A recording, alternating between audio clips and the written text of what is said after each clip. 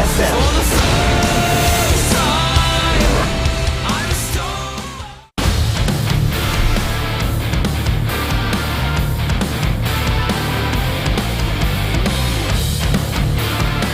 We're back. I'm Tasteless. With me is the third moon of Endor. What? Yeah. I didn't even know what that is, Tasteless. That's where the Ewoks live in Star Wars. Oh. My moon and stars. Oh, I see.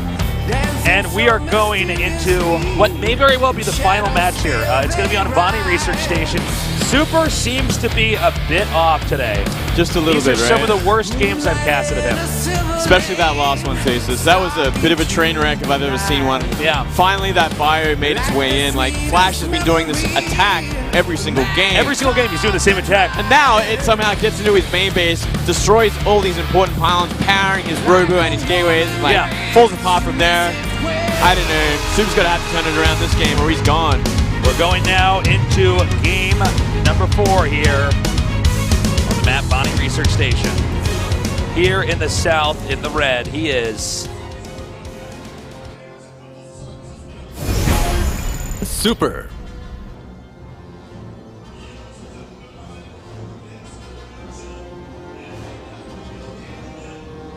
Not a happy chappy. Yeah, he does look a bit uncomfortable, doesn't he? Here in the north, in the blue. KT Roaster Flash. So Flash back in the Brood War days. When you'd watch him play Brood War, it would look like just a really good StarCraft II player playing StarCraft II because, you know, in StarCraft II, it's easier, everything's more automated. The game does a lot of the heavy lifting for you. Yeah. With Flash, it would look like he had auto mining, that he would have all of his units on one hotkey, when in fact it was like his Terran army's on 8 hotkeys. But it was incredible to see the guy play. The thing is, this is just a different game entirely. That is the problem, right? Protoss there. Master Race. Go Super. Go Super. Super support here. Come on, Super. Gonna turn it around. And this is another map that really caters to Flash's style, which is kind of the scary thing. He's got that pocket natural that he can simply just expand first to, under no pressure whatsoever. Oh, look at that. Oh, look at that. Look at that. Is that going to be a command center? I guess he's going to do it. He's going to do it. What? Yeah. This is definitely a map that's going to be good for Flash, I think. This is going to be a dangerous one because that third base is going to be pretty damn hard for Super to hold on to as well. I mean, we could very well see more of the same. You know, pull the boys, get a nice sort of spread on your Vikings, and find those Colossi and DPS them down. And it's just going to be so hard to hold on to the third base, which is the scariest thing on this map. I'm glad that we're finally using a map like this in GSL. I love this map. I love this. Was I'm trying to think of the time period in Brood War when they introduced these maps, but these backdoor expansions, it really changed the game a lot. It does, doesn't it? And it was it's interesting. We're finally having more and more of them. What's that map? It was Bladestorm, I think it was called. Bladestorm. In Brood War. I never played Bladestorm. It was a good map, but it changed just a lot of the ways that people were looking at the game. Yeah. So, I can see that. We have the Nexus coming down here. We're going to see in a second here what the tech is going to be for Super. This is one of the maps that actually I think did really well with this pocket expansion. We did see that other map, Nimbus. Much less popular map, much less, I think much less decent of a map as well. Like, this is the one that's been really put together well and is much more balanced. Certainly. Yeah. Did you like Python in Brood War? Okay. I did like Python, but I didn't. It was played too much. It was played too much. It was just played too much. Python was probably initially one of the best maps made. I think so. Because it was like Lost Temple without the cliffs. Without the cliffs for Terran to abuse you on. Python's a good map, but it just got a bit redundant, and especially you played on ICUP, right? IC Cup. Yeah. Yeah. I mean these guys that would just only play Python. Well, especially if you're around the D or C area, like that's all you're gonna get is Python. Yeah, all day Python. But Python's sort of the King Sejong station, I guess you could say. Yeah.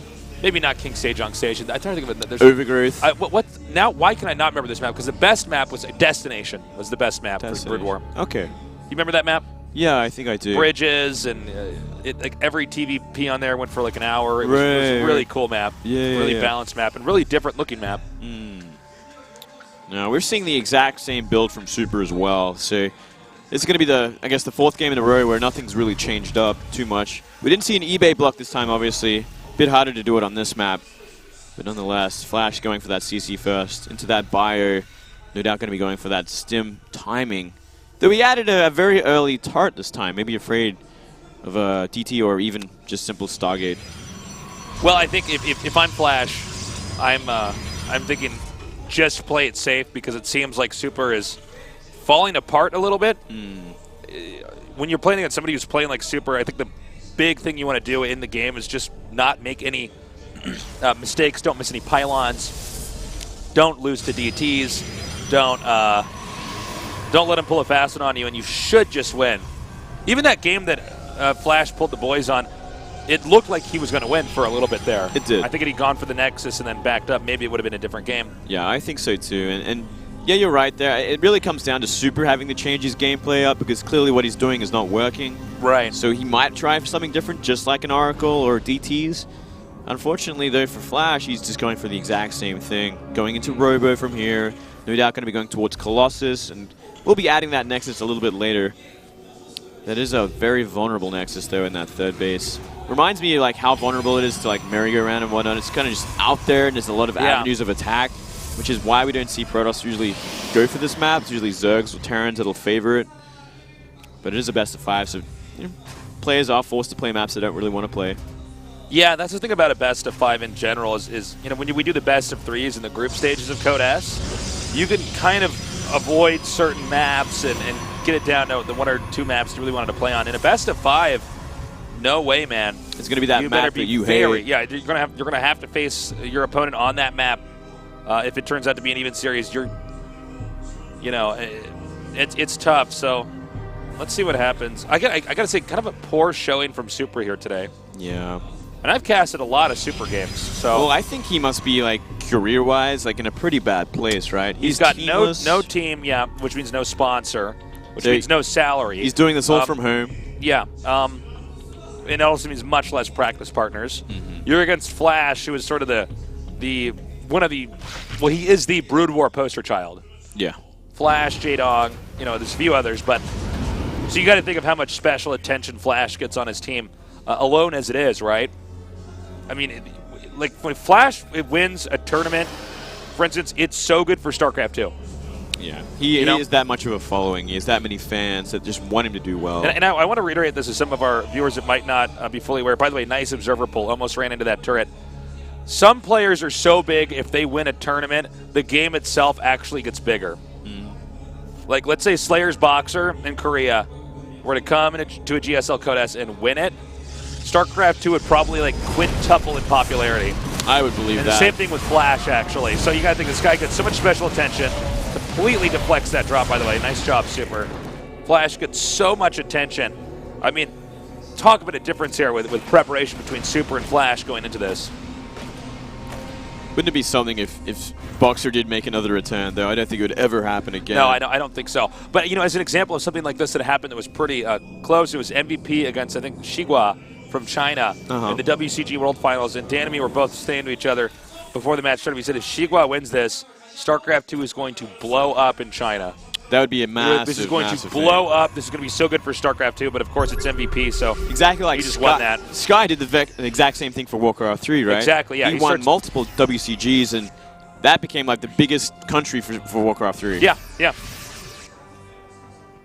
It's pretty good. And, the same is true for Korea. For instance, Korea was not into figure skating at all until I believe they won a gold medal. I believe they have a champion. I don't know her name.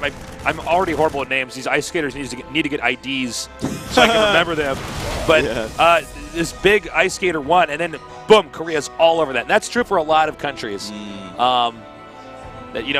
one of their people starts to become the best at it, that's when they get a lot of attention. And it's true for esports as well.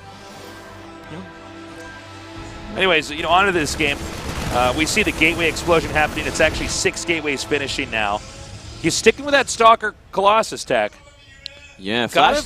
Oh, sorry, go ahead, please. Look at this drop. Like, he's looking for these big drops, something he hasn't been doing in the previous games, but this is a fantastic map for it.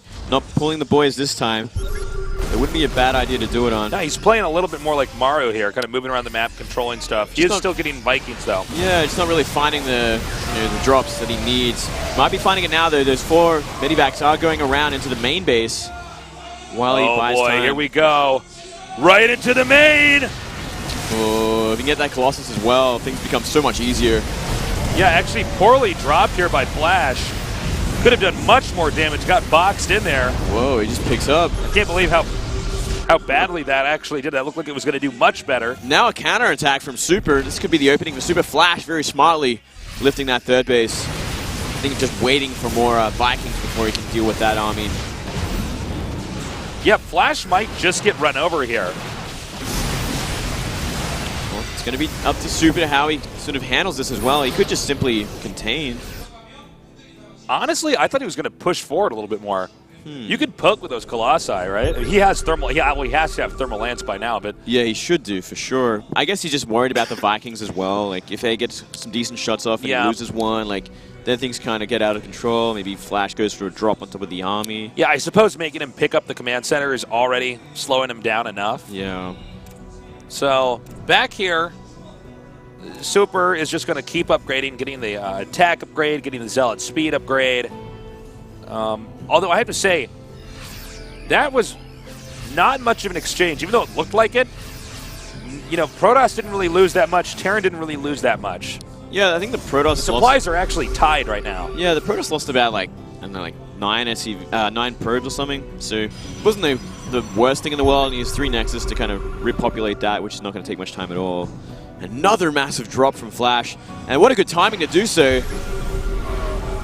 Side by side, the armies go. And he's going to come back over here to this completely undefended base, unloading. We see Super scrambling now to get back over here. Oh my God, it's going to be a massacre here with these probes in the corner. Well, Super completely turning around, actually trying to chase after this army, but it's going to be long gone before he even gets close. Picking up the majority of his units and backing up. Look, that's all he had to do. That's all he had to do. And I mean, I think it was a poor choice from Super to actually turn around. I think he should have just simply gone for the counterattack. I was a bit confused by that. That's when you can see like a player lose the game, right? Like it's like, oh, you turned around. Yeah, well, I mean, at best, he gets Flash to run away. And look at this. Flash had enough time to build that Viking count up from 2 starports. His army is actually just simply going to counterattack, and they're going to, looks like it might be even base trade from this. Oh my God, he's going to get the Robo here too? Now he's going to lift. He's going to kite back out here. He can lift if he wants to. You better be paying attention to his third base though. Nice scan, actually gets an idea of the army. Well, he's coming in here now. A lot of stalkers. He's got to be careful with those Vikings. This is the right player from Flash. Evacuate the SCVs, keep the command center alive. And you know what he can do? He could actually drop his army out here and try to do a surround too. Yeah, he could. Got to be careful. There are charge lots this time. Not sure of the upgrades though. He did actually get that forge before an upgrade finished. That is enough Vikings, more than enough Vikings to deal with this many Colossus as well. He's got to be careful though. Stalker's taking him out. Needs those Vikings to hit the Colossi. That army's still trapped up in there. Yeah, he's got to get down that ramp before he can actually do anything. Okay, that's a lot of Colossi. That's 5 Colossi, a lot of Stalkers. You know what? Maybe Super can pull off a win. He lost that back base, but he's expanding again here. Not the best fight for Flash. And Blink forward, I didn't know about that though. That's still a lot of Marauders up there. But all those charge lots also doing a lot of work. Looks like the final Colossus is going to be killed here. I got to say, I've been surprised by how that battle actually turned out. The Vikings have landed here. Supply is still pretty even. Actually, a minor lead here for Flash. Okay, why did he blink up there? I'm not entirely sure. That was weird. That was very strange, and I think that might have even cost him even more. Yeah, that was weird. That was definitely the wrong approach to this, because that was simply too much bio back there. No, exactly. That was a questionable play for sure. Going to try and keep that ramp blocked up. He needs to land those Vikings or something. Yeah.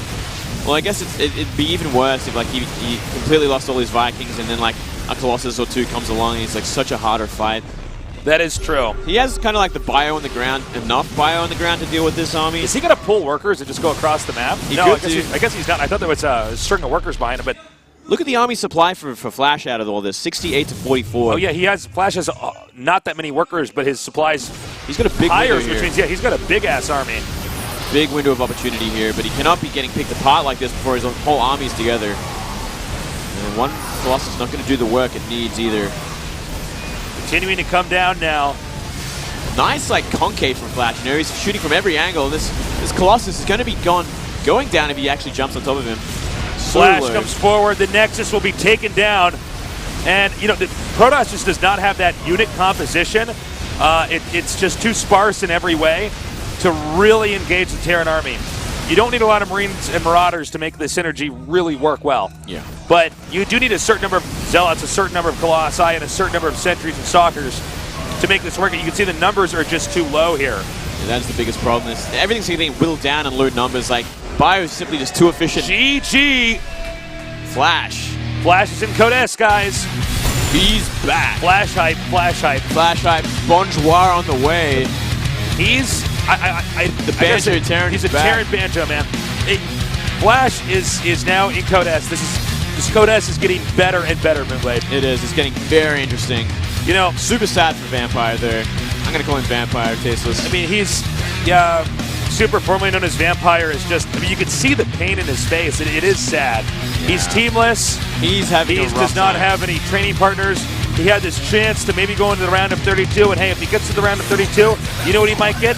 A team, a sponsor, training partners, but he had to go up against Flash, one of the most well-groomed pro gamers, groomed for success. Yeah, and well looked after, that's for sure, even at this point. Yeah, so it is a 3-1 here. Flash wins. 3-1, at least we got to fourth game, right? At least we had that. Finally got that, went the distance. 2 3-0s and a 3-1. So. Yeah. It was a good day today. It was a good day, a pretty one-sided day, but I still had a lot of fun. Tasteless. It was great casting with you, Mooney. Oh. Guys, thank you so much for joining us here as well. Artosis will be back, I believe, next week. Next Wednesday. He might be jet-lagged, though. We'll see how he's feeling. Yeah. Those are our results. We have 3 more players here in Code S. It's now 11 Terrans, 6 Protosses, and 9 Zergs. Pretty nice little distribution there, Tasteless. Sure. I kind of like it. A lot of Terrans, that's for sure. Terran doing very well this season. Looks like it, yeah. In general, like, they're just doing fantastic. And keep in mind, Legacy of the Void was eventually going to come out. You know, our Code S seasons are spread pretty far out, so this might be the final Code S season with the Heart of the Swarm expansion set. That's a really good point, actually. We're going to leave this, you know, with our final memories of Code S here and what is being built up to be the best season of Code S to date. We have 2 more groups. We have Group G, Group H, one day Wednesday and one day Friday, and after that we'll conclude Code S and go right. Conclude Code A, excuse me, and go right into Code S. And look at these matchups. Marine King versus Patience. I think that's going to be a bit of a fan favorite one for sure. See how Marine King's kind of performing that day. He's kind of disappeared off the map again in recent times. Yeah. So no doubt he's been practicing hard for this one. Lots of other interesting players, you know, like Bravo, up-and-coming Terran player, Hero. I think, is that Liquid Hero? I think it must be. Capital H. Haven't seen him do very well in a long time either. Well, it'd be good to see him back. Terminator is a tough opponent. Yeah. Yeah, and you can always catch us here, same time, same place, 6:30 Korean Standard Time. Again, no broadcast on Thursday, just Wednesday and Friday. And I guess that does it for us, man. Great Yes, it does. As always, Moonglade. I hope I can cast with you more in the future. Thank you, Tasteless. It's been a lot of fun. Artosis should be coming back here within the next Code A, but we'll see how he's feeling from that flight back from Germany. Thank you guys so much for joining us here. We will see you Wednesday. We love you. Good night.